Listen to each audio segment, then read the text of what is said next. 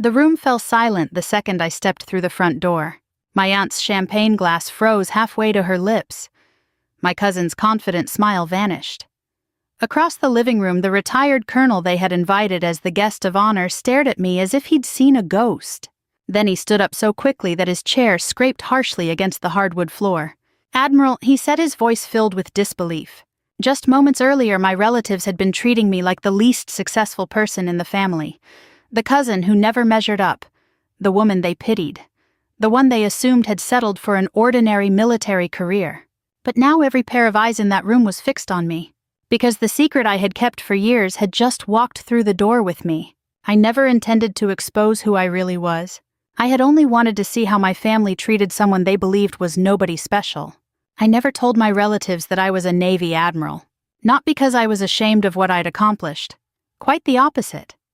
I had spent nearly 3 decades serving my country, sacrificing relationships, missing holidays, and making decisions that carried enormous responsibility. But growing up in my family taught me that achievements rarely mattered as much as appearances.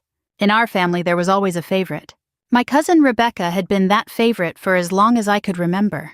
Rebecca was charismatic, beautiful, and effortlessly social. She worked in corporate law, drove luxury cars, and never missed an opportunity to remind everyone how successful she was. At every family gathering, my relatives spoke about her as if she were royalty. Rebecca just made partner. Rebecca bought another investment property. Rebecca is dating a surgeon. The conversations always centered around her accomplishments. Meanwhile, I had become an afterthought. Part of that was my own doing. The military had taught me humility. I never felt comfortable discussing rank or accomplishments outside of professional settings. When relatives casually asked what I did, I'd simply answer, "I serve in the Navy." Most assumed I was just another officer working a desk job somewhere. I never corrected them. Over time, assumptions became facts in their minds. I became poor Emily who works for the government. The cousin who never seemed to achieve the glamorous success everyone admired. At first, their opinions hurt. I remembered family dinners where relatives asked Rebecca detailed questions about court cases and international vacations, only to turn to me with polite disinterest.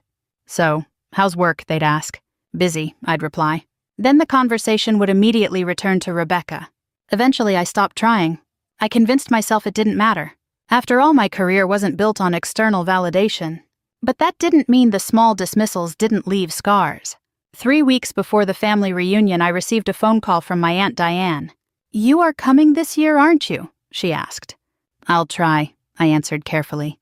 "Oh, good. Rebecca has some exciting news to share with everyone." Of course she did. Apparently, Rebecca's boyfriend had proposed, and the family planned to celebrate their engagement during the reunion. "It'll be wonderful," Aunt Diane continued. "You should come. Family is important." I almost laughed at the irony. Family had always been important to me. I just wasn't sure I'd ever been important to them.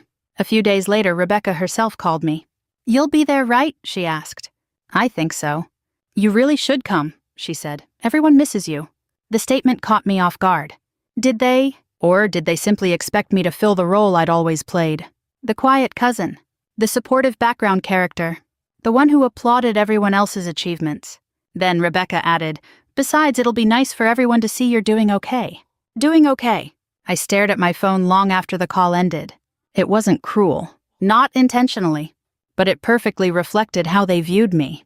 Competent enough. Ordinary. Forgettable. That was when I made my decision. I wouldn't decline the invitation. I wouldn't reveal anything beforehand. I wouldn't mention my rank. I simply wanted to observe. I wanted to know whether their treatment of me had ever been about who I was as a person, or merely what they believed I had accomplished. The reunion took place at Aunt Diane's large suburban home just outside Chicago. As I drove through familiar streets on that crisp autumn afternoon, memories flooded back. Birthday parties, Thanksgiving dinners, Christmas mornings, years spent trying to earn approval that never fully came. I parked outside the house and turned off the engine. For a moment I sat there in silence. I wasn't nervous. At least that was what I told myself. The truth was more complicated. I had faced crises at sea, led thousands of personnel, made decisions under extraordinary pressure. Yet somehow walking into a family gathering still made my stomach tighten. Because professional challenges followed rules. Families didn't.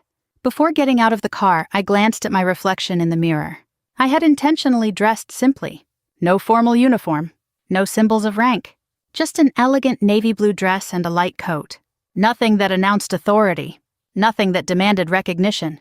I wanted authenticity. I wanted honesty. As I approached the front door, laughter echoed from inside. I recognized familiar voices, Aunt Diane's bright enthusiasm, Rebecca's animated storytelling, the deep voice of Uncle Frank. For a brief moment I considered turning around, returning home, avoiding whatever awaited me on the other side of that door. But I had spent too much of my life shrinking myself to fit other people's expectations. I wasn't doing that anymore. I reached for the door handle, took a steadying breath, and stepped inside. Within seconds, I realized this reunion was going to be very different from every family gathering that had come before. Because standing near the fireplace, surrounded by admiring relatives, was a distinguished retired Navy colonel. And the moment his eyes landed on me, his entire expression changed. He knew exactly who I was. For a few seconds, neither of us moved. Then Colonel Richard Hayes straightened immediately, his posture shifting with instinctive military precision. "Admiral Carter," he said respectfully. "It's an honor to see you again." The room fell silent. Conversations stopped mid-sentence. Someone lowered their fork onto a plate with an audible clink. I felt every pair of eyes turn toward me. Colonel Hayes had attended a joint leadership conference 2 years earlier. We had spoken several times during the event, discussing recruitment challenges and veteran support initiatives. He knew exactly who I was. Before I could respond, Aunt Diane blinked rapidly. "Admiral," she repeated with confusion. Colonel Hayes looked around the room. "You mean none of you knew?" he asked. I forced a small smile. "Colonel Hayes, it's good to see you again." He shook my hand warmly. "The honor is mine, ma'am." The title landed heavily in the room. "Ma'am, not Emily? Not poor Emily with the unremarkable government job." Rebecca stared at me. "What does he mean by Admiral?" she asked carefully. I took a slow breath. "I serve in the Navy." Uncle Frank laughed awkwardly. "No, seriously." I met his gaze. "I am a Navy Admiral." Silence. The kind of silence that felt physical. Rebecca's fiancé Daniel looked between us uncertainly. Aunt Diane frowned. "You've never mentioned that before." "Nobody asked," I answered gently. The statement wasn't intended to be cruel, but judging by the expressions around me, it landed harder than I expected. Colonel Hayes attempted to ease the tension. "Admiral Carter is highly respected throughout the service," he said. "Her leadership record is exceptional." I wished he hadn't. The attention made me uncomfortable. "I'd rather not discuss work tonight," I said. But it was already too late. Questions erupted from every direction. "How long have you been an admiral?" "Why didn't you tell us? How is that even possible?" Rebecca remained unusually quiet. Eventually, Aunt Diane spoke again. "I just don't understand why you kept something like this secret from your family." I considered the question carefully. "I never thought it mattered," I said honestly. The answer wasn't entirely complete. The truth was that years of being overlooked had taught me to stop seeking validation from people who had already decided who I was. If they valued me only when my accomplishments impressed them, what exactly were they valuing? Dinner that evening felt entirely different from every family gathering I'd attended before. People who normally offered brief pleasantries suddenly wanted detailed conversations. Uncle Frank asked about my career path. My cousins wanted stories about leadership experiences. Even relatives who had barely acknowledged me in previous years seemed eager to engage. It should have felt gratifying. Instead, I experienced an unexpected sadness, because I hadn't changed. The person sitting at that table was exactly the same woman who had walked through the door an hour earlier. The only difference was information. Rebecca finally approached me while dessert was being served. "I can't believe you never told anyone," she said. "I didn't think it was important." She studied me quietly. "Was this intentional?" "What do you mean? Did you let everyone underestimate you on purpose?" I thought about it. At first, no, I admitted. Then why continue? Because correcting assumptions became exhausting. Because watching people reveal their true priorities can be illuminating. Because I wanted to be valued for who I was, rather than what title followed my name. But I simplified my answer. I guess I stopped feeling the need to explain myself. Rebecca looked down at her coffee cup. "I never realized you felt overlooked." Her honesty surprised me. "You didn't?" I asked. She shook her head. "I honestly thought you preferred staying out of the spotlight. I considered that possibility. Perhaps some of our family dynamics weren't driven by malice. Sometimes people accepted roles without questioning them." Rebecca had become the achiever everyone celebrated. I had become the quiet cousin who asked for nothing. Neither identity reflected the complete truth. I'm sorry, she said softly. For what? If I contributed to making you feel invisible. The sincerity in her voice caught me off guard. I had anticipated defensiveness, excuses. Instead, I saw genuine regret. You weren't responsible for other people's assumptions, I replied. But I could have paid more attention. For the first time in years, our conversation felt real. No competition, no comparison. Just two women trying to understand each other. Across the room, Aunt Diane continued observing me thoughtfully. Eventually, she joined us. I owe you an apology, she said. You don't owe me anything. Actually, I think I do. She hesitated. I may have underestimated you. I appreciated her honesty, but I also recognized something important. This was never about my rank, I told her. What do you mean? If I had remained an ordinary officer, would I deserve less respect? Aunt Diane opened her mouth before stopping herself. The question lingered between us, because both of us knew the answer should have been obvious. No, she said quietly. Then nothing should have changed tonight. Emotion flickered across her expression. I suppose you're right. As the evening continued, I noticed subtle shifts throughout the room. People seemed more reflective, more cautious. The easy assumptions that had once defined our family interactions appeared unsettled, not because an admiral had attended dinner, but because they had discovered how incomplete their understanding of someone could be. Later that night, as guests began preparing to leave, Colonel Hayes approached me once more. You handled tonight with remarkable grace, he said. I smiled faintly. Years of experience, he nodded knowingly. Leadership often matters most at home. After he left, I stood near the doorway gathering my coat. For the first time in years, I didn't feel invisible. But surprisingly, I didn't feel triumphant either. Mostly I felt tired, because earning recognition from strangers had always been easier than finding acceptance from family. As I prepared to leave, Aunt Diane touched my arm. Emily, she said quietly, I hope this isn't the last family gathering you'll attend. I looked around the room. Faces that suddenly appeared more complicated than I'd allowed myself to believe. People capable of growth. People capable of mistakes. People capable of change. I hope not either, I answered. Driving home that night, I kept replaying the evening in my mind. The surprise on everyone's faces. Rebecca's apology. Aunt Diane's uncomfortable honesty. None of it had unfolded the way I had expected. If I was being truthful with myself, I had anticipated something closer to vindication.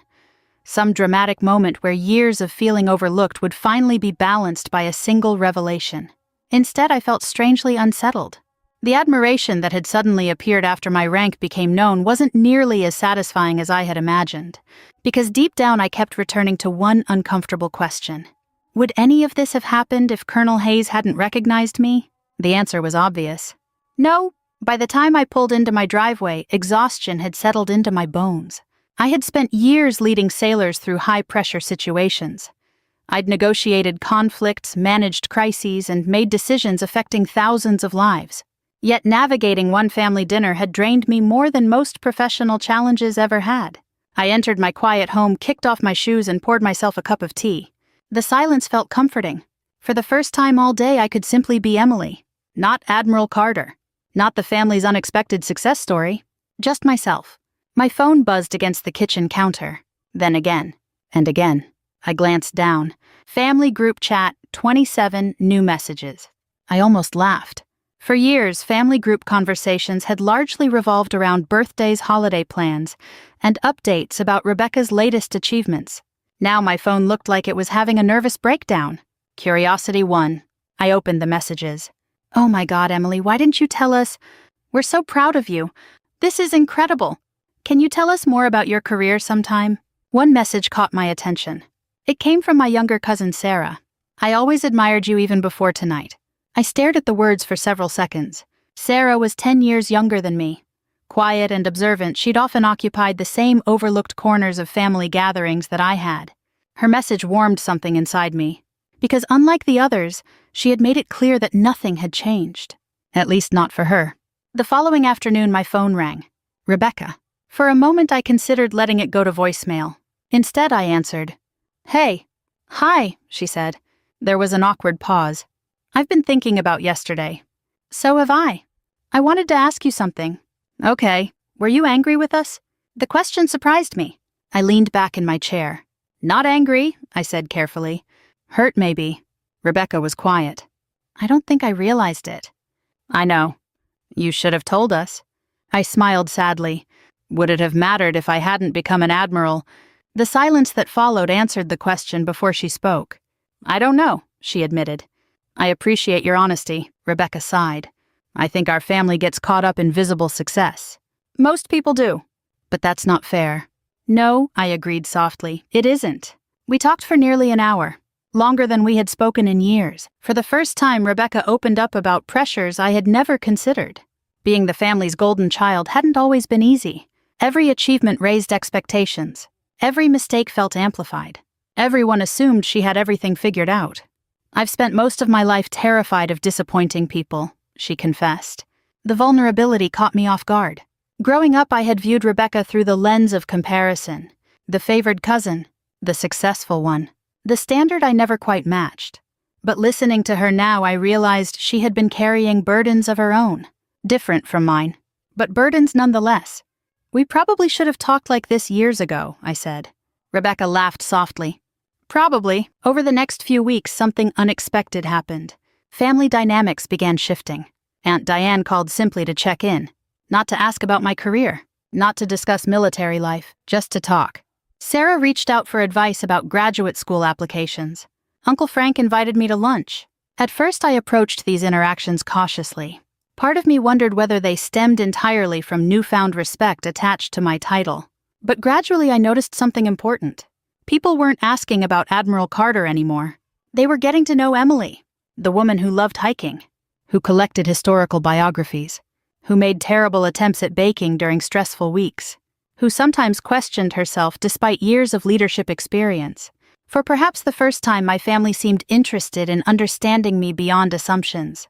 One Sunday afternoon, Sarah invited me for coffee. I wanted to thank you, she said. For what? For showing everyone that people aren't always who we assume they are. I smiled. I didn't plan any of this. Maybe not, she said. But I think our family needed it. She stirred her drink thoughtfully. You know, growing up, I always felt invisible too. My heart tightened. I recognized that feeling immediately. You did. She nodded. Watching what happened with you made me realize maybe I shouldn't let other people define my worth. Emotion caught unexpectedly in my throat. Because if there had been one lesson hidden within everything that had happened, this was it. Other people's perceptions were often reflections of their limitations, not our value. For years I had accepted the role my family unconsciously assigned me. The quiet one. The ordinary one. The one who existed just outside the spotlight. But none of those labels had ever been true. I had simply allowed them to remain unchallenged. Several months later, another family gathering was planned.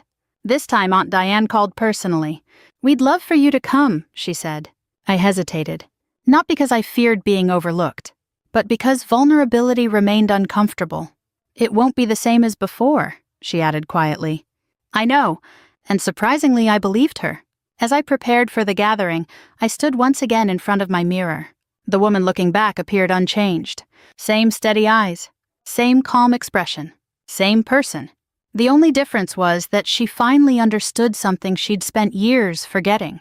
She had never needed anyone else's recognition to validate who she already was. The next family gathering took place just before Thanksgiving. As I drove toward Aunt Diane's house, I noticed something unfamiliar settling over me.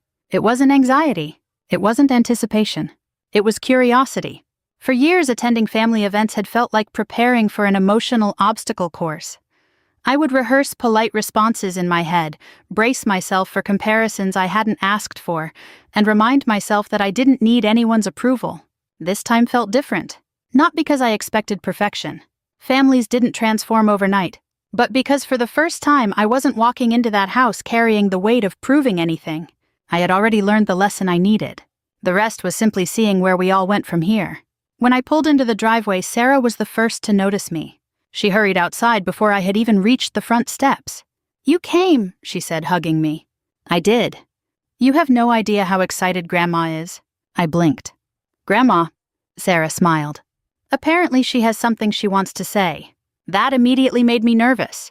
Grandma Helen had always been one of the quieter figures in our family. She wasn't unkind. But she had rarely interfered in family dynamics even when favoritism was obvious. What kind of something, I asked. Sarah shrugged. You'll see. Inside the house, familiar smells drifted through the air. Roasted turkey, fresh dinner rolls, Cinnamon and pumpkin spice. Laughter echoed from the kitchen. It felt oddly comforting. Several relatives greeted me warmly, not with the exaggerated enthusiasm that had followed my revelation months earlier. Just genuine warmth. Emily, it's good to see you. How have you been? I'm glad you made it. Simple things. Normal things. And somehow they meant more. Rebecca approached with a smile. She looked happier than I'd seen her in years. Daniel and I finally set a wedding date, she said. Congratulations. Thank you. There was a brief pause. I wanted to ask you something. Okay.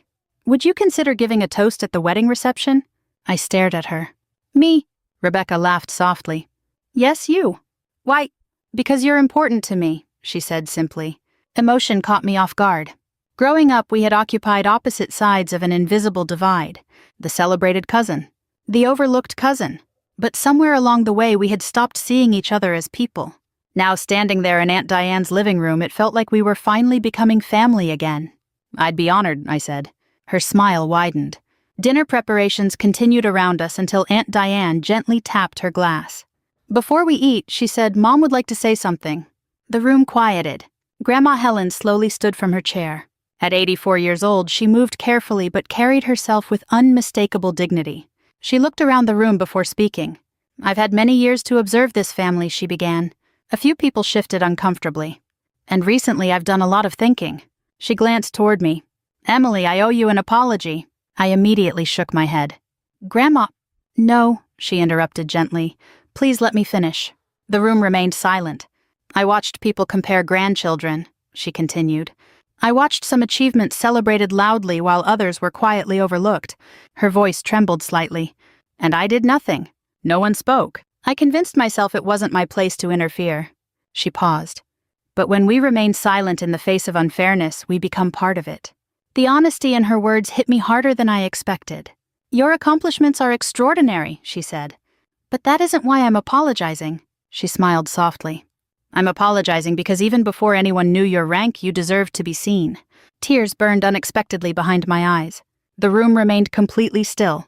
You've always been kind, Grandma Helen continued. Dependable, thoughtful, strong. She reached for my hand. Those qualities mattered long before anyone discovered your title. For a moment I couldn't speak. Years of hurt didn't disappear instantly. But something important shifted. Because acknowledgement wasn't arriving through admiration. It was arriving through understanding. Thank you, I whispered. Grandma squeezed my hand gently. I think our family has learned something important. She looked around the room.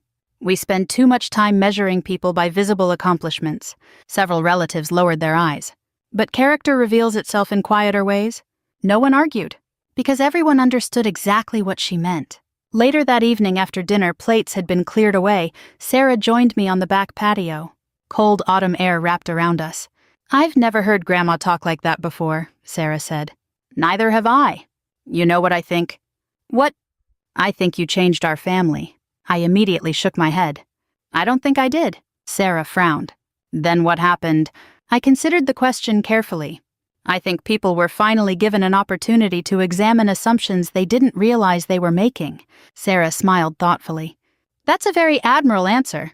I laughed. Occupational hazard. For several moments we sat in comfortable silence. Then Sarah spoke again. I used to think confidence meant making everyone recognize your worth. And now I think confidence means knowing your worth even when they don't. I looked at her with quiet admiration. That's exactly right. As the evening drew to a close, I realized something profound. For years, I had viewed my family story through the lens of rejection. The cousin who wasn't celebrated. The woman people underestimated. But healing had only begun once I stopped waiting for others to define my value. Recognition from family was meaningful. But self-respect had to come first. Walking toward my car that night, Aunt Diane hugged me tightly. I'm glad you came, she said. So am I. And for the first time in a very long while, I truly meant it. 6 months later, I stood near the back of a beautifully decorated reception hall watching Rebecca laugh with Daniel during their first dance as husband and wife. Soft lights reflected across polished floors, while conversations and music blended into a warm background hum. Family members moved easily between tables. People smiled. Children chased each other through carefully supervised chaos. It looked like an ordinary wedding. But for me, it represented something much bigger. Healing. Not perfection.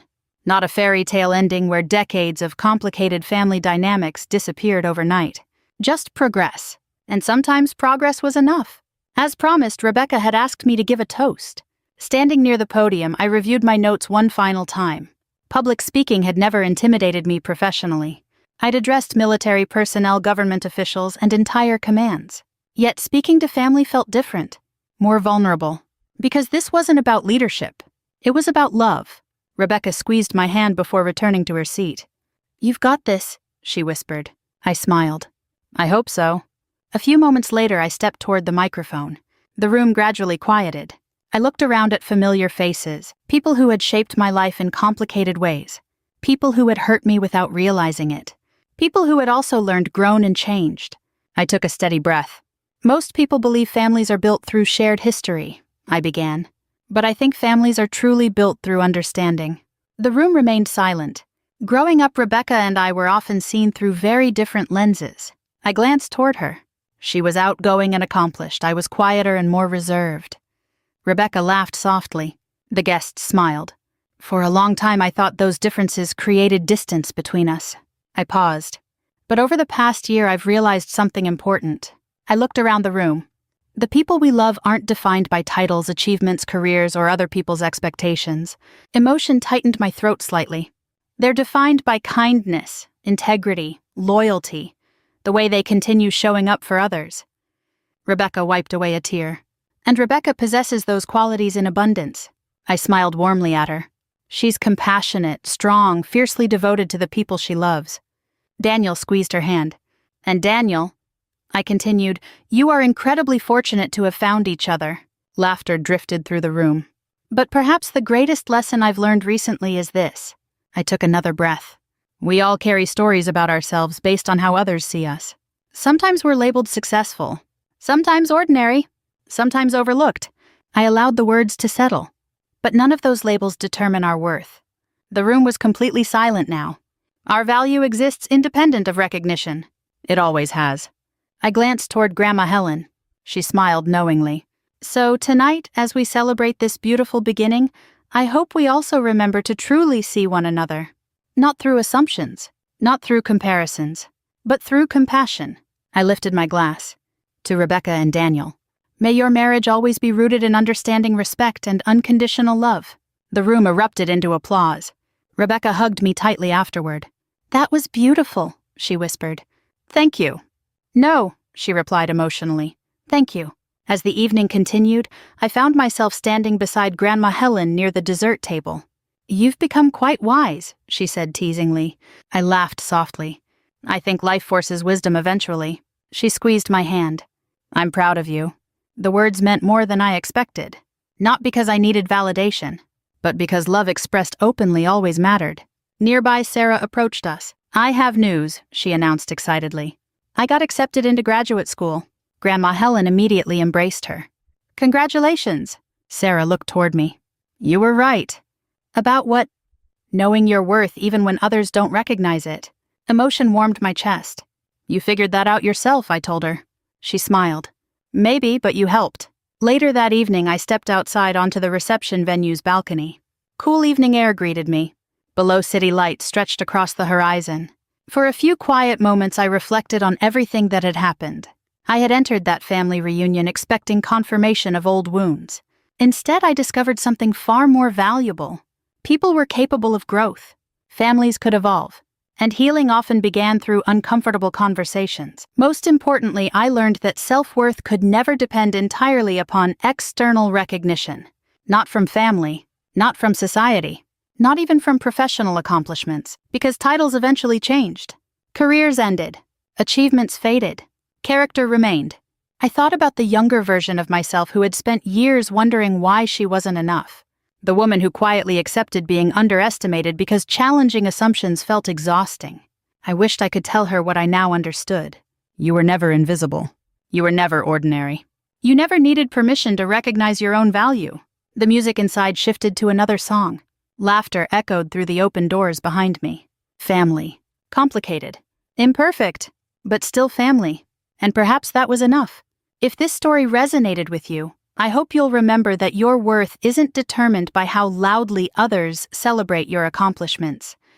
Sometimes the people around us need time to see beyond assumptions. Sometimes they never do. Either way, never let someone else's limited perception define who you are. I'd love to hear your thoughts. Have you ever felt underestimated by the people closest to you? Share your experience in the comments below and let us know where you're watching from. We have many more meaningful stories to share with you, so don't forget to subscribe and join us on this journey. You never know which story might remind someone, including yourself, of their true value.